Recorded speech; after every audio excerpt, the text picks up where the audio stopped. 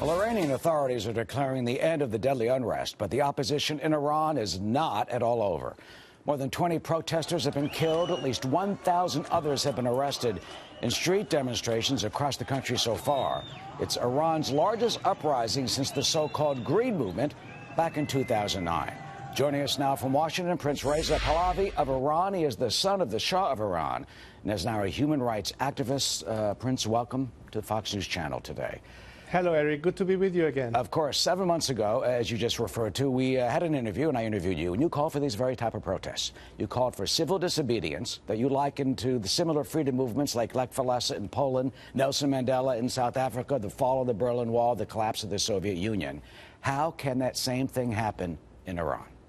Well, it is, in fact, happening. And if you have observed carefully, you see that in most cases, the Iranians have been quite disciplined in avoiding any kind of violent behavior that would give a pretext for the regime to come and crack down on them even more. The reason why it is important to have a movement that is based on non-violent civil disobedience is because it doesn't give you a sense of an anarchic result or vengeance or any kind of settling of scores. What we need is a philosophy of national amnesty and reconciliation. One of the key factors, I think we talked about this last time we spoke, is the tacit role of the military and paramilitary forces. I sent a message to the military forces a few days ago asking them to realize their role in being on the side of the people as opposed to protect the regime. This exit strategy has to be provided, and again, nonviolence is yet another indication that people will welcome the military and paramilitary forces back into their arms so they can have a better chance of standing up to a regime that is using repression as a means to quiet people. Do you think the military would really put their arms down? I mean, they're using them against the people, shooting demonstrators, according to the reports. And as we reported today, the regime is claiming victory. First of all, I doubt that the military had anything to do with it. There might be some elements still of the Basij or the IRGC that may be doing that. But as of late, the regime has been importing foreign nationals to do the dirty job for them. They're not even Iranians.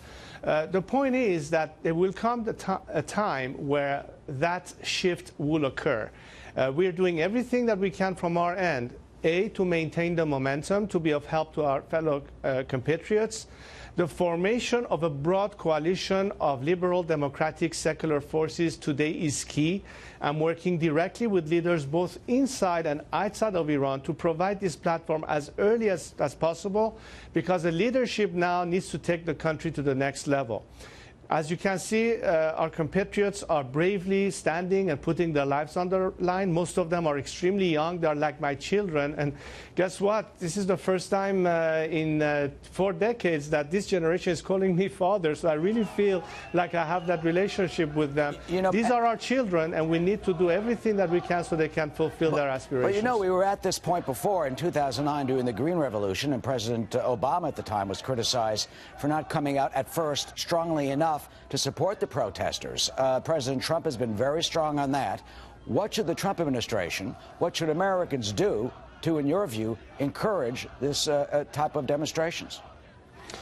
America is perhaps the most important democratic country in the planet, which is natural why a lot of people have many expectations from America and whoever is at the leadership of this country at any time. I think America, hopefully with many of its democratic allies, would understand that as a matter of empowerment, it is critical to acknowledge the fact that today the demand of a nation that in its majority are quite clearly rejecting the entire system for the first time means that they need to have an opportunity for change. It's not going to be easy when you're dealing with a repressive regime. So any message of solidarity and support will be greatly useful and helpful and empowering and invigorating. Because as you know, when you're facing a totalitarian state, there are a lot of ebbs and flows in how long people can sustain protests or what have you. So what should we do? What can we do? Well, there are some areas. For instance, one of the key issues as of late was communications, so people can have massive communications. I'm talking about internet access. I'm talking about the filtering that the regime is trying to do. Some actions has been taken to that part. I hope that President Trump in particular will understand that the idea of the travel ban no longer makes sense. A lot of my compatriots need to be able to come and go, to be of help here and there. And basically, instead of punishing Iranian citizens who are on your side, you better think of limiting the traveling of the regime's elements rather than the Iranian people. And how do you These are specific steps that can be taken. How do you think this will end? Well, hopefully we'll end with the people winning. This is a country that has long demonstrated that its people want peace. They want to have regional stability and security, good relationships with their neighbors. They don't want to have our country or our governments interfere in other countries' affairs. And most importantly, people just want to have an opportunity for better life. But they understand today the necessity and the discourse of secular parliamentary democracy and secularism with separation of religions from state. It's a little bit like Europe after the Inquisition and the period of enlightenment and liberalization. Yeah. Iran has gone through an Islamic Inquisition, and we hope that at the end we're coming out of the tunnel. Now is the time. We're up against the clock. Prince Pahlavi, thank you so much. Thank you, We'll be Eric. right back.